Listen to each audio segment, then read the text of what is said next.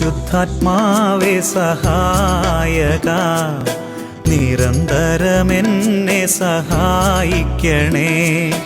നിത്യവും കൂടെ വസിക്കുന്നോനേ, അഭിഷേകത്തിൻ അഗ്നി നിറച്ചിടണേ.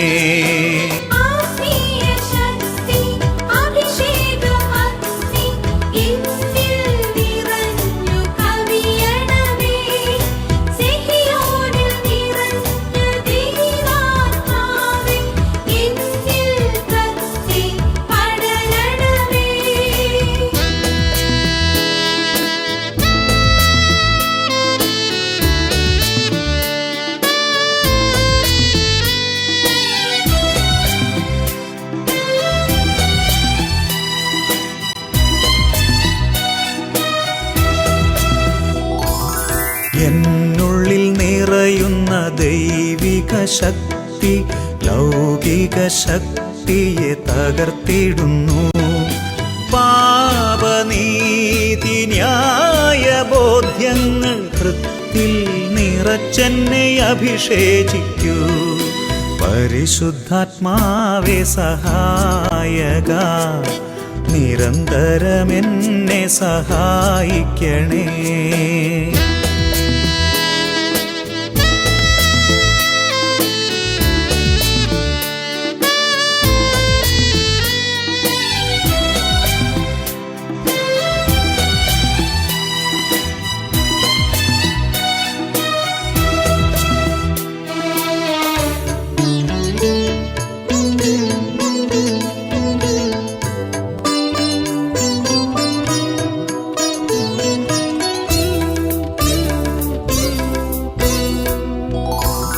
വചനം പഠിക്കുവാൻ കൃപ ചൊരിയണമേ, അനുസ്മരിച്ചിടാനും വരമരുളൂ.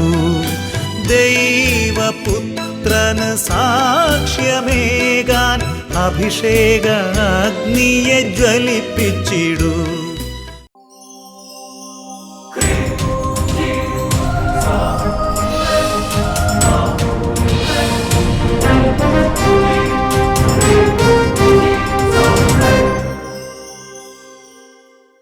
Praise the Lord. Praise the Lord. Hallelujah. Hallelujah. Hallelujah. Hallelujah. അഭിഷേകാഗ്നിയുടെ എല്ലാ പ്രേക്ഷകരെയും യേശു ക്രിസ്തുവിൻ്റെ ധന്യനാമത്തിൽ സ്വാഗതം ചെയ്യുന്നു. ഈ രാത്രിയിൽ കർത്താവ് നിങ്ങളെല്ലാവരെയും സമൃദ്ധമായി അനുഗ്രഹിക്കട്ടെ. ഹല്ലേലൂയ. ഹല്ലേലൂയ. ഹല്ലേലൂയ. ഹല്ലേലൂയ. പ്രിയപ്പെട്ട സഹോദരങ്ങളെ, നമുക്ക് ആദ്യം തന്നെ കർത്താവിൻ്റെ ആ വലിയൊരു അനുഗ്രഹം കിട്ടിയ ഒരു കുടുംബം, പ്രത്യേകിച്ച് പരിശുദ്ധ അമ്മയുടെ ജപമാല ചൊല്ലി പ്രാർത്ഥിച്ച് ഒരു കുടുംബം അനുഗ്രഹം പ്രാപിക്കുകയാണ്. അവരുടെ എല്ലാ സങ്കടങ്ങളും കർത്താവ് ഏറ്റെടുക്കുകയാണ്. അപ്പം ജപമാല ചൊല്ലി പ്രാർത്ഥിക്കുന്ന കുടുംബങ്ങൾ ആരായിരുന്നാലും അവിടെ കർത്താവിൻ്റെ ഒരു ശക്തി വ്യാപരിക്കും. നമുക്ക് ആ ഒരു സാക്ഷ്യം നമുക്ക് ശ്രദ്ധിക്കാം. എൻ്റെ പേര് മീനു, ഹസ്ബൻഡ് സനൂപ്. ഞങ്ങൾ അങ്കമാലി കുറ്റിപ്പുഴ ഇടവകയിൽ നിന്ന് വരുന്നത്. അങ്കമാലി പ്രദേശത്തു നിന്നാണ് ഇവർ വരുന്നത്. ഞങ്ങളുടെ വിവാഹം കഴിഞ്ഞ് 6 വർഷമായിട്ട് ഞങ്ങൾക്കൊരു കുഞ്ഞുണ്ടായിരുന്നില്ല. ഒത്തിരി ട്രീറ്റ്മെൻറ്റൊക്കെ ഞങ്ങൾ ചെയ്തു. ലാസ്റ്റ് ഡോക്ടേഴ്സും കസിൻസ് എല്ലാവരും പറഞ്ഞു IVF കുറിച്ച്. പക്ഷേ IVF ഞങ്ങൾക്ക് താല്പര്യം ഉണ്ടായിരുന്നില്ല. IVF വഴി ഞങ്ങൾക്കൊരു കുഞ്ഞു വേണ്ടാന്ന് ഞങ്ങൾ രണ്ടുപേരും തീരുമാനിച്ച്. IVF ശരിക്കും സഭയുടെ പ്രബോധനം അനുസരിച്ച് IVF നമുക്ക് അനുവദിച്ചിട്ടില്ല. അത് ചെയ്യുന്നത് തെറ്റാണ്. അത് ഇവർക്കറിയാം. അതുകൊണ്ട് ഇവർ പറഞ്ഞു അങ്ങനെ IVF വഴി ഞങ്ങൾക്ക് ഒരു കുഞ്ഞിനെ വേണ്ട, ഞങ്ങൾക്ക് ദൈവം തരുവാണെങ്കിൽ മതി. അങ്ങനെ ഇവർ തീരുമാനം. പക്ഷേ ഡോക്ടർമാർ ഇവരോട് പറഞ്ഞു നിങ്ങൾക്ക് ഇനി IVF വഴി അല്ലാതെ കുട്ടികളുണ്ടാവില്ല അല്ലേ? തീർത്തും പറഞ്ഞില്ലേ? തീർത്തും ഡോക്ടർമാർ പറഞ്ഞു നിങ്ങൾക്ക് ഇനി കുട്ടികളുണ്ടാവില്ല. ഇനി കുട്ടികളുണ്ടാകുകയാണെങ്കിൽ IVF വഴി എന്തെങ്കിലും ചില മാർഗങ്ങൾ അവലംബിക്കുകയല്ലാതെ വേറെ വഴിയില്ല എന്ന് തീർത്തും ഡോക്ടർമാർ ഇവരോട് പറഞ്ഞ് അങ്ങനെ ഇവർ വിഷമത്തിലായി. ഇവർ ആണെങ്കിൽ കുറച്ച് തീരുമാനം എടുത്ത് ഞങ്ങൾക്ക് ദൈവം മക്കളെ തന്നാൽ മതി, ഞങ്ങൾ ഇങ്ങനെ അനുവദനീയമല്ലാത്ത വഴി കൂടെ ഒന്ന് പോയാലെന്ന് ഇവർ കുറച്ച് തീരുമാനം എടുത്ത്. അങ്ങനെ കസിൻസൊക്കെ പറയുമ്പോൾ ഞങ്ങൾ എക്സാമ്പിളായിട്ട് അബ്രാഹത്തിനെ സാറിനെ കുറിച്ച് പറയാൻ തുടങ്ങി. പിന്നീട് അങ്ങനെ 2018 ഞങ്ങൾ ഇവിടെ വന്ന് ഫസ്റ്റ് ഫ്രൈഡേ പ്രയറിനെ ഞങ്ങൾ സംബന്ധിച്ചു. 2018 ഒരു ആദ്യ വെള്ളിയാഴ്ച ഇവർ അട്ടപ്പാടിയിൽ വന്ന് ഈ ഒരു വേദനയോടും പ്രാർത്ഥനാ നിയോഗത്തോടും കൂടെ വന്ന് അട്ടപ്പാടിയിൽ ആദ്യ വെള്ളി ശുശ്രൂഷയെ പങ്കുചേർന്ന് അന്ന് ഞങ്ങൾക്ക് സാംസനച്ചനെ കാണാൻ സാധിച്ചു. സാംസനച്ചനോട് ഞങ്ങളുടെ വിഷമങ്ങളൊക്കെ പറഞ്ഞപ്പോൾ അച്ഛൻ ഞങ്ങളോട് 3 മാസം സന്തോഷത്തിൻ്റെ രഹസ്യം ചൊല്ലി മക്കളില്ലാത്ത ദമ്പതിമാർക്ക് വേണ്ടി പ്രാർത്ഥിക്കാനും കുഞ്ഞുങ്ങളുണ്ടായാലും സാക്ഷ്യം പറയാനും പറഞ്ഞു. അവർ പറഞ്ഞപ്പോൾ സാംസനച്ചൻ പറഞ്ഞു, നിങ്ങളൊരു കാര്യം ചെയ്യണം, സന്തോഷത്തിൻ്റെ കൊന്ത ചൊല്ലി സന്തോഷത്തിൻ്റെ രഹസ്യം ചൊല്ലി മക്കളില്ലാത്ത ദമ്പതികൾക്ക് പ്രാർത്ഥിക്കുക. എന്നിട്ട് കുഞ്ഞിനെ ദൈവം നാച്ചുറലായിട്ട് തരുമ്പം ഇവിടെ വന്ന കുട്ടിയെ വേണം സാക്ഷ്യപ്പെടുത്തണം എന്ന് പറഞ്ഞു വിട്ട്. അങ്ങനെ ഞങ്ങൾ പ്രാർത്ഥിച്ചു തുടങ്ങി. അതിൻ്റെ ഒപ്പം തന്നെ ദിവസവും മുടങ്ങാതെ അഭിഷേകാഗ്നി ഞങ്ങൾ 2 പേരും ഇരുന്ന് എവിടെയായാലും ഇരുന്ന് കാണും ഓരോ എപ്പിസോഡ്. അങ്ങനെ 3 മാസം തികയുന്ന അഭിഷേകാഗ്നി എല്ലാ ദിവസവും കാണും യൂട്യൂബിലൂടെ. ആഴ്ച ഒന്നല്ല, എല്ലാ ദിവസവും കാണും. ഡെയിലി അഭിഷേകാഗ്നി ഓരോ എപ്പിസോഡ് കണ്ട് പ്രാർത്ഥിക്കാൻ തുടങ്ങി. കണ്ട തന്നെ പിന്നെയും പഴയതെല്ലാം കണ്ടുകൊണ്ടിരിക്കുമായിരുന്നു. അങ്ങനെ 717 എപ്പിസോഡ്, സങ്കീർത്തനങ്ങൾ 127, ദൈവത്തിൻ്റെ ദാനമാണ് മക്കൾ, ഉദരഫലം ഒരു സമ്മാനവും. ആ എപ്പിസോഡ് വന്ന ആഴ്ച തന്നെ ഞാൻ പ്രഗ്നൻ്റ് ആയി.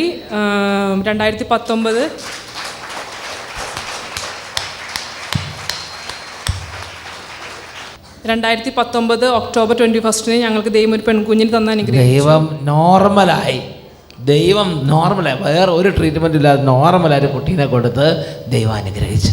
Hallelujah, hallelujah, hallelujah. പ്രിയപ്പെട്ട സഹോദരങ്ങളെ, വചന ശുശ്രൂഷയ്ക്ക് മുമ്പ് നമുക്കൊന്ന് പ്രാർത്ഥിക്കണം. ദൈവജനത്തിന് ദൈവകൃപ ഒഴുകാനുള്ള സമയമാണ് ഈ സമയം. എത്രമാത്രം നമ്മൾ ദൈവത്തെ സ്തുതിച്ച് പ്രാർത്ഥിക്കുന്നു അത്രയും കൃപ നമ്മളിലേക്ക് ദൈവം ചൊരിയും. പരിശുദ്ധാത്മാവിൻ്റെ അഭിഷേകം നമ്മളിലേക്ക് നിറയാൻ വേണ്ടി നമ്മൾ പ്രാർത്ഥിക്കുകയാണ്.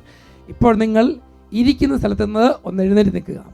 കൈകൾ ഉയർത്താൻ പറ്റുന്നവർ 2 കൈകൾ ഉയർത്തണം.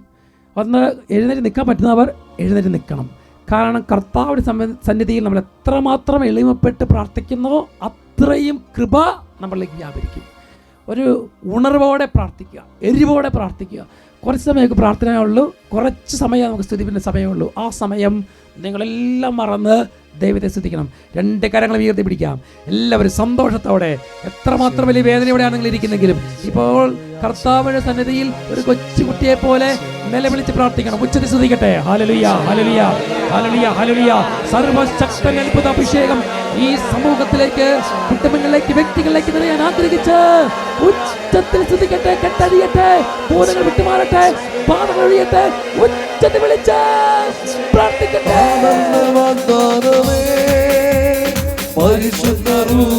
കരമടിച്ച് ശക്തിയോടെ ഉന്നത ശക്തിയെ നിത്യസഹായക ഞങ്ങളിൽ നിറയണമേ. ഉന്നത ശക്തിയെ നിത്യസഹായക ഞങ്ങളിൽ നിറയണമേ.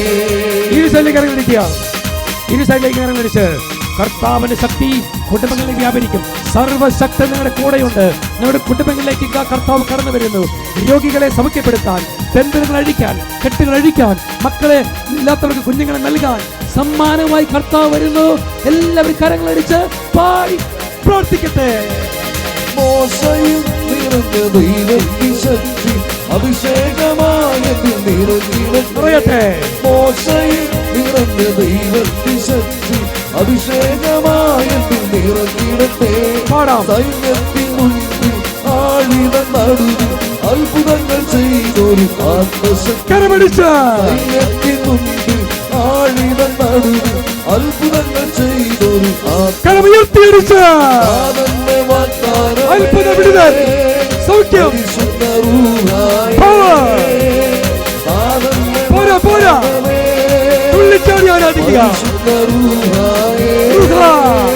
ഉന്നത ശക്തിയെ നിത്യസഹായക സകലകെട്ടുകൾ വഴിയട്ടെ.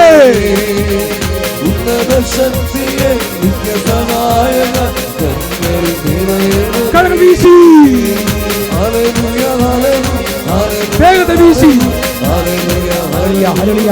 സകല കെട്ടുകൾ വലിയട്ടെ, സകല ഭൂതങ്ങൾ വിട്ടുമാറട്ടെ. Hallelujah, hallelujah, hallelujah, hallelujah, hallelujah, hallelujah, hallelujah, hallelujah, hallelujah, hallelujah. രോഗികൾ ഇപ്പോൾ സൗഖ്യം പ്രാപിക്കണം. സകല ബന്ധനങ്ങൾ വലിയണം, സകല കെട്ടുകൾ വലിയണം. കടബാധിത കെട്ടുകൾ അഴിയട്ടെ, ഭൂതങ്ങൾ വിട്ടുമാറട്ടെ, പാതകൾ ഒഴിയട്ടെ. Hallelujah, hallelujah. ഓ കർത്താവായ ഈശോയെ, ഇവൻ ചങ്കുപൊട്ടി പ്രാർത്ഥിക്കുന്ന ദൈവജനത്തിന് മേൽ അവിടുന്ന് ഇവിടുത്തെ വാഗ്ദാനമായി പരിശുദ്ധാത്മനെ അയക്കണമെന്ന് പ്രാർത്ഥിക്കുന്നു. ഓരോ കുടുംബങ്ങളും വിടുതൽ പ്രാപിക്കട്ടെ. അത്ഭുത ശക്തി, അഭിഷേക ശക്തി വ്യാപരിക്കട്ടെ. കരങ്ങൾ ഉയർത്തി ഉച്ചത്തിൽ വിളിക്കുന്നു, പരിശുദ്ധാത്മാവേ,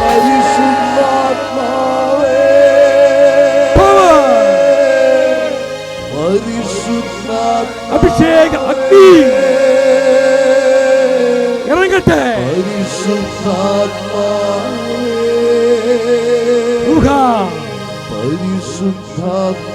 നിറയട്ടെ, നിറയട്ടെ. സങ്കടങ്ങളിലേക്ക്, വേദനയിലേക്ക് നിറയട്ടെ. കരങ്ങൾ കൂപ്പി കണ്ണുകളടച്ച്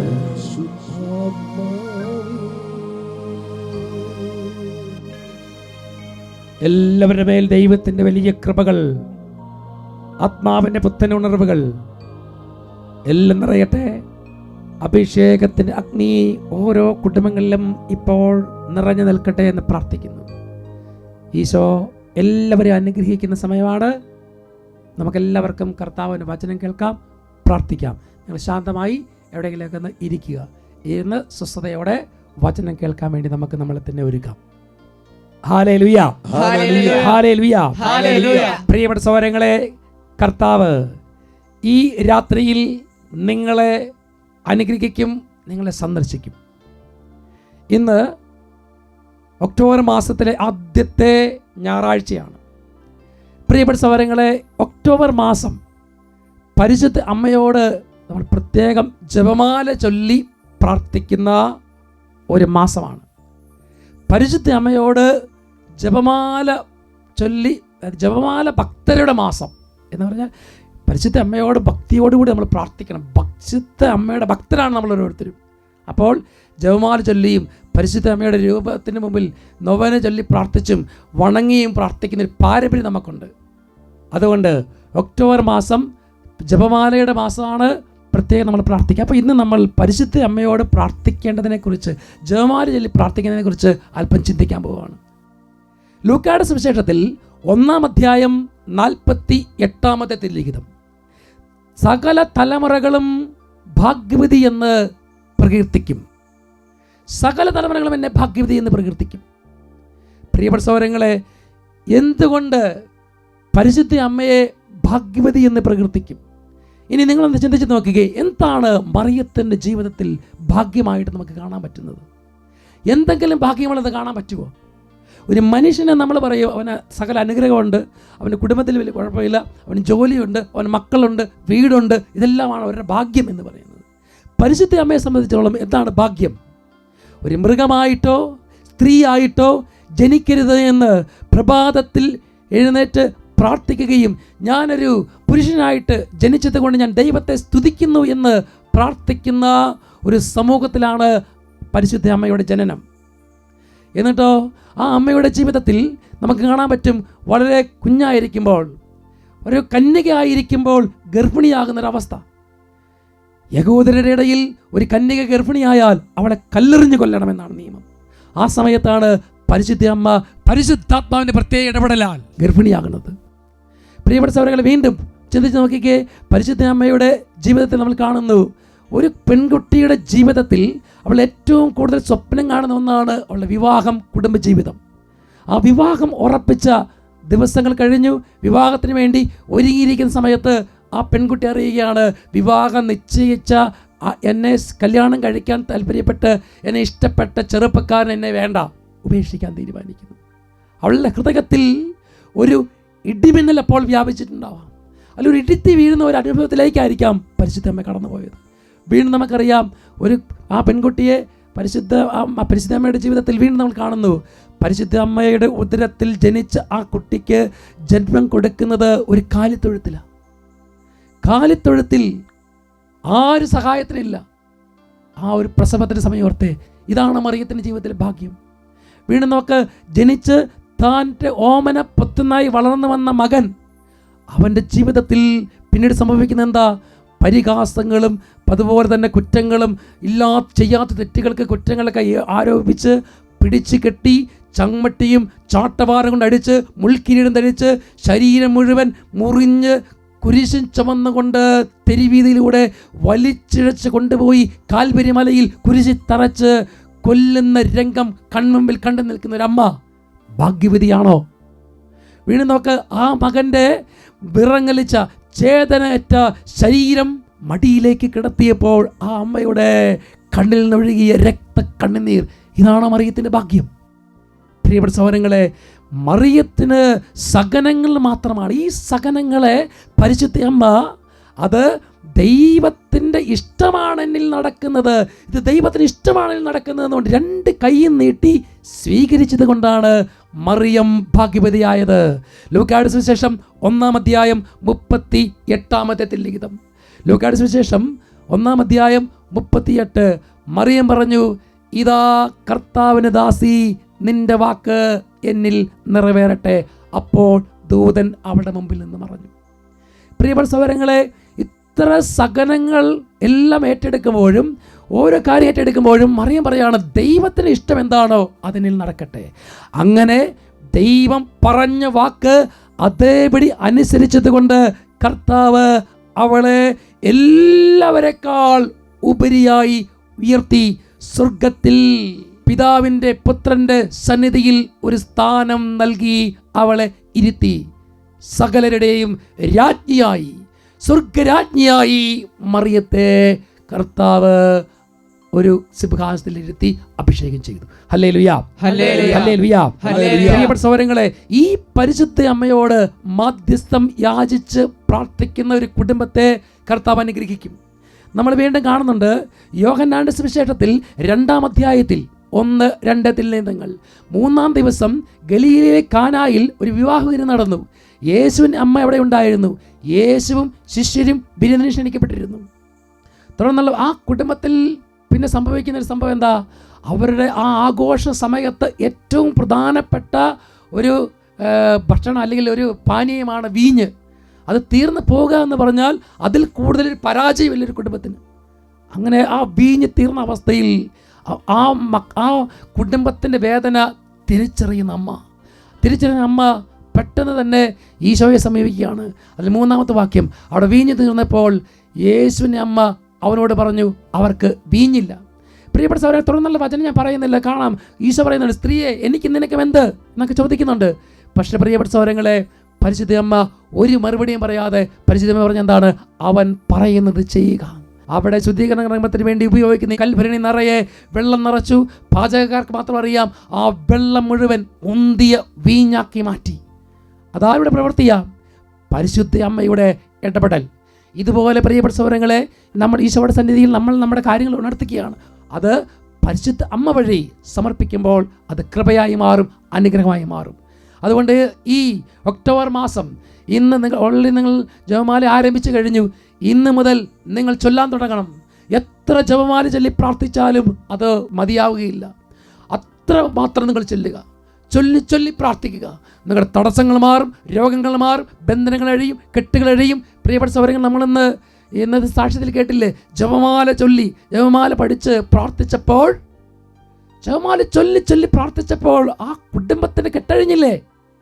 പ്രിയപ്പെട്ട സഹോദരങ്ങളെ, ദൈവത്തിന് പ്രവർത്തിക്കാതിരിക്കാൻ പറ്റില്ല. പരിശുദ്ധ അമ്മയോട് പ്രാർത്ഥിച്ചാൽ ആ പ്രാർത്ഥന കേൾക്കാതിരിക്കാൻ പറ്റില്ല.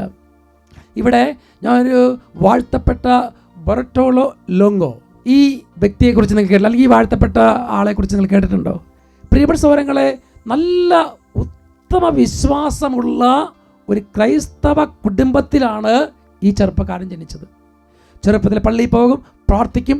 എന്നാൽ കാലം കഴിഞ്ഞപ്പോൾ ആ കത്തോലിക്ക കുടുംബത്തിൽ നിന്ന് കിട്ടിയ കൃപയെല്ലാം നഷ്ടപ്പെട്ട്, വിശ്വാസം നഷ്ടപ്പെട്ട്, നിരീശ്വരവാദത്തിലേക്ക് കയറി, അങ്ങനെ സാത്താനിസത്തിലേക്ക് കയറി ഒരു സാത്താൻ പ്രീസ്റ്റായി മാറുകയാണ്. അങ്ങനെ കുറേ നാളുകൾ അങ്ങനെ സാത്താനിക്ക് വർഷിപ്പിക്കായിട്ട് ഇങ്ങനെ പോയി. അപ്പോൾ പിന്നെ അദ്ദേഹത്തിൻ്റെ ജീവിതത്തിൽ തകർച്ച വരാൻ തുടങ്ങി. ജീവിതം തകർച്ചയിലായി, അങ്ങനെ ഡിപ്രഷനായി. ഒരു പ്രത്യേക അവസ്ഥയിൽ ഈ മനുഷ്യൻ ഇങ്ങനെ ഇരിക്കുമ്പോൾ അദ്ദേഹം നന്നായിട്ട് പഠിക്കുന്ന നല്ലൊരു ചെറുപ്പക്കാരനായിരുന്നു. അദ്ദേഹത്തിൻ്റെ ഗുരുനാഥൻ ഈ ചെറുപ്പക്കാരനെ കണ്ടു. ഈ ഗുരുനാഥൻ പറഞ്ഞു, നീ പോകുന്ന വഴി ശരിയല്ല, നിൻ്റെ വഴി ശരിയാകണമെങ്കിൽ നീ കർത്താവിലേക്ക് തിരിയണം.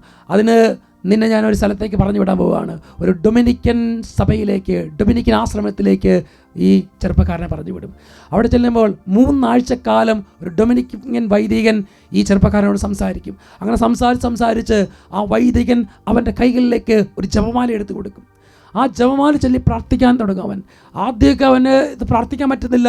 പിന്നെ അവൻ ജപമാല ചൊല്ലി പരിശുദ്ധ അമ്മയുടെ സന്നിധിയിൽ കരഞ്ഞ് പ്രാർത്ഥിക്കും. അവൻ പിന്നീട് ഒരു ജപമാല ഭക്തനായി മാറും. അങ്ങനെ അവൻ ഡൊമിനിക്കൻ 3-ആം സഭയിൽ ചേർന്ന് ബ്രദർ റൊസാരിയോ എന്ന പേര് സ്വീകരിക്കും. പിന്നീട് പരിശുദ്ധ അമ്മയ്ക്ക് വേണ്ടി ഒരു മനോഹരമായ ദേവാലയം അവൻ പണിതുയർത്തും. അങ്ങനെ പ്രിയപ്പെട്ട സഹോദരൻ, പോംബെ എന്ന സ്ഥലത്താണ് ദേവാലയം പണിയുന്നത്. ആ ദേവാലയം പണിത് കഴിയുമ്പോൾ പിന്നീട് 1,80,000 പേരെ ജപമാല ഭക്തരാക്കി മാറ്റാൻ ആ ചെറുപ്പക്കാരന് കഴിയും.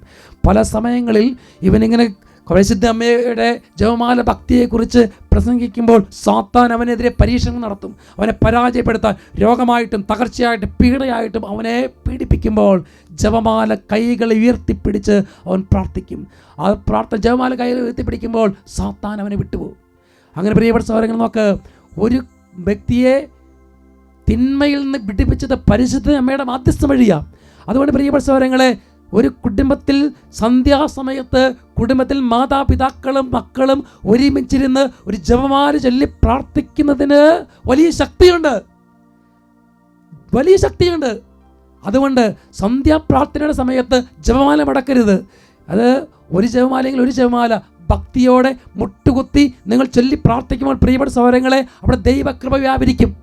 സാത്താൻ നിങ്ങൾക്കെതിരെ വെച്ചിരിക്കുന്ന സകല കെണികളും തകരും. കാരണം പരിശുദ്ധ അമ്മയെ പേടിയാണ് പിശാചിന്, ഭയമാണ്. പരിശുദ്ധ അമ്മയുടെ വാക്ക് കേൾക്കുമ്പോൾ, യേശുക്രിസ്തുവിൻ്റെ നാമം കേൾക്കുന്നതിനെ പോലെ തന്നെ ഭയപ്പെടുന്ന ഒരു നാമമാണ് പരിശുദ്ധ അമ്മയുടെ നാമം. ആരുടെ മുമ്പിൽ? പിശാചിന് മുമ്പിൽ. പ്രിയപ്പെട്ട സഹോദരങ്ങളെ, നമുക്കറിയാം കാലഘട്ടത്തിലെ വലിയൊരു എക്സോസിസ്റ്റ് ആയിരുന്നു എന്ന് പറഞ്ഞാൽ ഒരു ഭൂതോച്ചാടകനായിരുന്നു ഗബ്രിയേൽ അമോർത്ത്. മരിച്ചിട്ട് കുറച്ച് നാളുകളായിരുന്നു മരിച്ചിട്ട്. അദ്ദേഹത്തിൻ്റെ പോപ്പ് എക്സോസിസ്റ്റ് എന്നൊരു പുസ്തകത്തിൽ അദ്ദേഹം പറയുകയാണ്, അദ്ദേഹം പിശാചുമായിട്ടുള്ള ഒരു സംഭാഷണത്തെക്കുറിച്ച് എഴുതിയിരിക്കുകയാണ്. ഗബ്രിയേൽ അമോർത്തും പിശാചും തമ്മിലുള്ള സംഭാഷണം. പിശാച് ഗബ്രിയേൽ അമോർത്തിനോട് സംസാരിക്കുകയാണ്. അപ്പോൾ ഈ ഗബ്രിയേൽ അമോർത്ത് പിശാചിനോട് ചോദിക്കും, നിനക്കെന്താണ് പരിശുദ്ധ അമ്മയോട് ഇത്ര വെറുപ്പ്?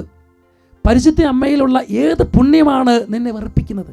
അപ്പോൾ പിശാച് ഗബ്രിയേൽ അമോർത്തിനോട് പറയാണ്, അവളുടെ എളിമ എന്നെ അസ്വസ്ഥപ്പെടുത്തുന്നു. കാരണം ഈ ലോകത്തിലെ ഏറ്റവും വലിയ അഹങ്കാരിയാണ് ഞാൻ. പിശാച് പറയാണ്, ഞാൻ അഹങ്കാരിയാണ്. എന്നാൽ പരിശുദ്ധ അമ്മയോ അവളുടെ എളിമ, വിനയം, അവളുടെ താഴ്മ എന്നെ എന്താ പറയുക, എന്നെ കലിപ്പുള്ളവനാക്കുകയാണ്. എനിക്ക് ഭയങ്കര വെറി പൂണ്ട് നടക്കുകയാണ്.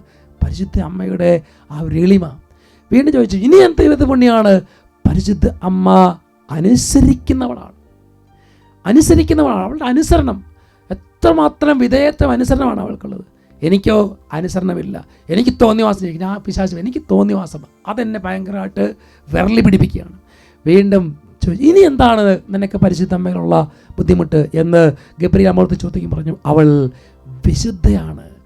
സകല വിശുദ്ധിയും കൃപയും, നമുക്ക് ഉത്ഭവ പാപം പോലും ഇല്ലാതെ ജനിച്ച വിശുദ്ധിയുള്ള അവളാണ് പരിശുദ്ധ അമ്മ. എനിക്കോ വിശുദ്ധിയിലെ സകല മ്ലേച്ഛതയും അശുദ്ധിയും കൊണ്ട് നിറഞ്ഞിരിക്കുന്നവനാണ് ഞാൻ. പ്രിയപ്പെട്ട സഹോദരങ്ങളെ, നോക്ക്, കർത്താവിൻ്റെ സന്നിധിയിൽ പ്രാർത്ഥിക്കുമ്പോൾ പിശാച് പറയാണ്, പരിശുദ്ധ അമ്മയിൽ എളിമ, അനുസരണം, വിശുദ്ധി. അപ്പോൾ പ്രിയപ്പെട്ട സഹോദരങ്ങളെ, ഈ അമ്മയോട് നമ്മൾ പ്രാർത്ഥിക്കുമ്പോൾ ജപമാല ചൊല്ലി ഓരോ രഹസ്യങ്ങൾ ചൊല്ലി, അത് സന്തോഷത്തിൻ്റെ രഹസ്യമാകട്ടെ, ദുഃഖത്തിൻ്റെ രഹസ്യമാകട്ടെ, അതുപോലെ മഹിമയുടെ രഹസ്യമാകട്ടെ, അത് പ്രകാശത്തിൻ്റെ രഹസ്യമാകട്ടെ, ഇത് ചൊല്ലി ഓരോന്ന് പ്രാർത്ഥിക്കുമ്പോൾ ആ ജപമാലയുടെ ശക്തിയാൽ നിങ്ങളുടെ കുടുംബത്തെ ചൂഴ്ന്നു നിൽക്കുന്ന തിന്മയുടെ ശക്തികൾ, രോഗങ്ങൾ, പീഡകൾ ഛിന്നഭിന്നമായി പോകും. അത്ര ശക്തമാണ് പരിശുദ്ധ അമ്മയുടെ ജപമാല. ഈ ഒക്ടോബർ മാസം തിരുസഭ അത് ജപമാല മാസമാക്കി പ്രഖ്യാപിച്ചിരിക്കുന്നതിന് കാരണം എന്താ?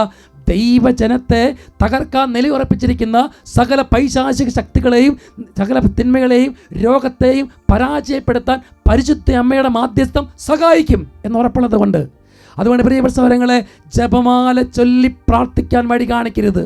പ്രിയപ്പെട്ട സഹോദരങ്ങളെ, സകല വിശുദ്ധരും ഇന്ന് വിശുദ്ധരായിട്ട് എത്രയോ പേരുണ്ട്, എത്രയോ പേര് വിശുദ്ധരായിട്ടുണ്ട്. അവരുടെ എല്ലാം ജീവിതം പരിശോധിക്കുകയാണെങ്കിൽ അവരുടെ കയ്യിൽ ഒരായുധമുണ്ട്. ആ ആയുധം വേറൊന്നുമല്ല, ജപമാല. ജപമാല ജപമാല ചൊല്ലി പ്രാർത്ഥിച്ചിട്ട് ഒരാളും പരാജയപ്പെട്ടിട്ടില്ല. കാരണം പരിശുദ്ധ അമ്മയോട് മാത്രം യാചിക്കുമ്പോൾ ഉറപ്പായിട്ട് അമ്മ തിരുക്കുമാര സന്നിധിയിൽ നമുക്ക് വേണ്ടി യാചിക്കും. ഹല്ലേലൂയ. ജ്ഞാനത്തിന്റെ പുസ്തകത്തിൽ 7-ാം അധ്യായത്തിൽ 25-ാമത്തെ ലിഖിതം, ജ്ഞാനത്തിന്റെ പുസ്തകം 7-ാം അധ്യായം 25, അവൾ ദൈവശക്തിയുടെ ശ്വാസവും സർവശക്തന്റെ മഹത്വത്തിൻ്റെ ശുദ്ധമായ നിസ്സരണവുമാണ്. മലിനമായ ഒന്നിനും അവളിൽ പ്രവേശനമില്ല. കണ്ടോ, പരിശുദ്ധ അമ്മയിൽ ഒരു മലിനമായ ഒന്നും പ്രവേശിക്കുകയില്ല. അത്ര വിശുദ്ധയാണ്. ആ വിശുദ്ധി നമ്മളിലേക്ക് ജപമാല ചൊല്ലി പ്രാർത്ഥിക്കുമ്പോൾ പരിശുദ്ധമ്മയോട് ഭക്തിയോടും ആദരവോടും കൂടെ അവിടുത്തെ സന്നിധിയിലായിരിക്കുമ്പോൾ കൃപ നമ്മളിലേക്ക് ഒഴുകും. കൃപ നമ്മളിലേക്ക് ഒഴുകും. ജ്ഞാനത്തിൻ്റെ പുസ്തകത്തിൽ തന്നെ 7-ാം അധ്യായത്തിൽ 26-ാമത്തെ ലിഖിതം, നിത്യ തേജസ്സിൻ്റെ പ്രതിഫലനമാണവൾ, ദൈവത്തിൻ്റെ പ്രവർത്തനങ്ങളുടെ നിർമ്മല ദർപ്പണം, അവിടുത്തെ നന്മയുടെ പ്രതിരൂപം. പ്രിയപ്പെട്ട സഹോദരങ്ങളെ, അപ്പോൾ ആ കർത്താവിൻ്റെ അമ്മയോട് നമുക്കും യാചിക്കാം. ഈ മാസം മുഴുവൻ നിങ്ങൾ ജപമാല ചൊല്ലി പ്രാർത്ഥിക്കണം. ഈ മാസം മാത്രമല്ല, ജീവിതത്തിൽ മരണം വരെ ജപമാല കയ്യിലെടുത്ത് പ്രാർത്ഥിക്കണം. സാത്താനെതിരായിട്ടുള്ള ഏറ്റവും വലിയ ആയുധമാണ് ജപമാല. നമുക്ക് പ്രാർത്ഥിക്കാം. കർത്താവ് നിങ്ങളെയും നിങ്ങളുടെ കുടുംബങ്ങളെയും അനുഗ്രഹിക്കും. നമുക്ക് തുടർന്ന് ആരാധനയ്ക്ക് വേണ്ടി ഒരുങ്ങാം. ഈ ആരാധന സമയത്ത് കർത്താവിനോട് നമുക്ക് പ്രാർത്ഥിക്കണം. കർത്താവെ, എനിക്ക് ജപമാല ചൊല്ലി പ്രാർത്ഥിക്കാൻ എന്നെ സഹായിക്കണമേ എന്ന് പ്രത്യേകം അനുഗ്രഹം യാചിക്കുകയും ചെയ്യാം.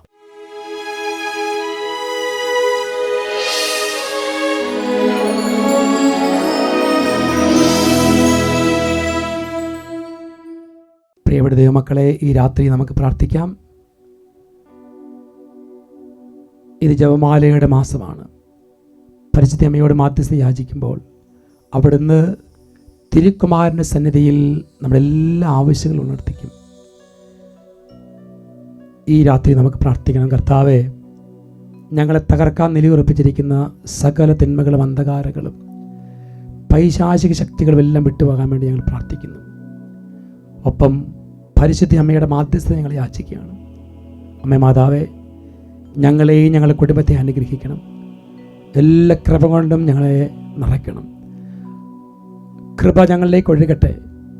കർത്താവ് സന്നിധിയിൽ പ്രാർത്ഥിക്കാം. ഓരോ മധ്യസ്ഥ പ്രാർത്ഥനകളും സമർപ്പിക്കാം.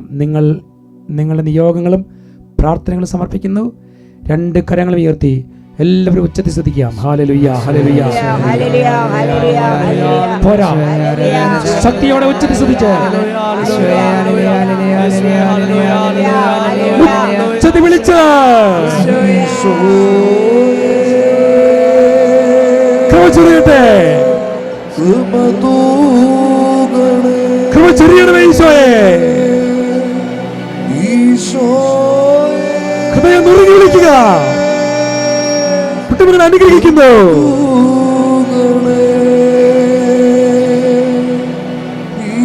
ചങ്കു തുറന്ന് വിളിച്ച്